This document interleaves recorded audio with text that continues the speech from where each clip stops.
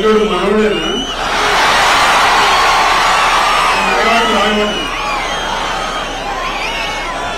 మాజీ మంత్రివర్యులు నిరంజన్ రెడ్డి గారు, శాసనసభ్యులు విజయుడు గారు, కృష్ణమోహన్ రెడ్డి గారు, మాజీ శాసనసభ్యులు, శాసన మండలి సభ్యులు,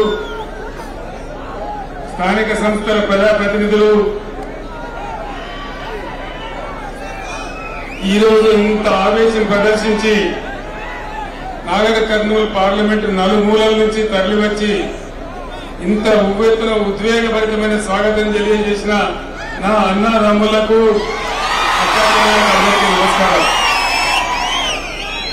ఈరోజు చాలా గొప్ప దినం. తెలంగాణ రాష్ట్రం ఆవిర్భవించిన దినం, పార్టీ పుట్టిన దినం. తెలంగాణ రాష్ట్రానికి శంకుస్థాపన జరిగిన రోజు. కరెక్ట్గా 23 ఏళ్ల క్రితం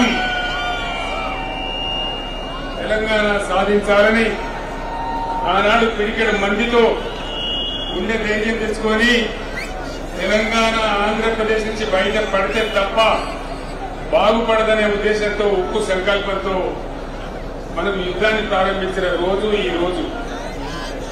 టీఆర్ఎస్ పార్టీ పుట్టిన రోజు. టీఆర్ఎస్ పుట్టినాం, పెరిగినాం, మహాసముద్రమైనాం, ఉప్పెనలాగా ఉద్యమం నడిపినాం. ఆ సందర్భంలో కూడా నేను చాలాసార్లు నాగర్ కర్నూలు రావడం జరిగింది. ఆ ఉద్యమం 14 సంవత్సరాలు పూర్తే టైంలో నేను ఆమరణ దీక్షకు పూనుకొని కేసీఆర్ సచ్చుడో తెలంగాణ వచ్చుడో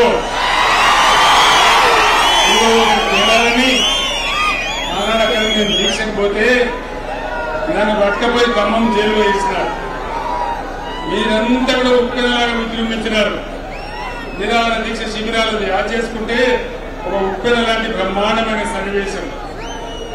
చివరికి కష్టపడి తెలంగాణ తెచ్చుకున్నాం. ప్లీజ్ తమ్ముడు 15 నిమిషాలు మాట్లాడుతున్నాను. నేను నినాదాలు లాస్ట్ లో చెప్తాను. తెచ్చుకున్న తెలంగాణ ఒకటే మాట నా గుండెల్లో ఎప్పుడు కూడా ఉంటుంది. నేను మహబూబ్ నగర్ నుంచి ఎంపీగా, పార్లమెంట్ సభ్యునిగా ఉన్నప్పుడే ఈ తెలంగాణ రాష్ట్రాన్ని మనం సాధించుకున్నాం. ఆ గౌరవం చరిత్రలో ఎప్పుడు కూడా మహబూబ్ నగర్ జిల్లాకే ఉంటుందని మనవి చేస్తా ఉన్నాను.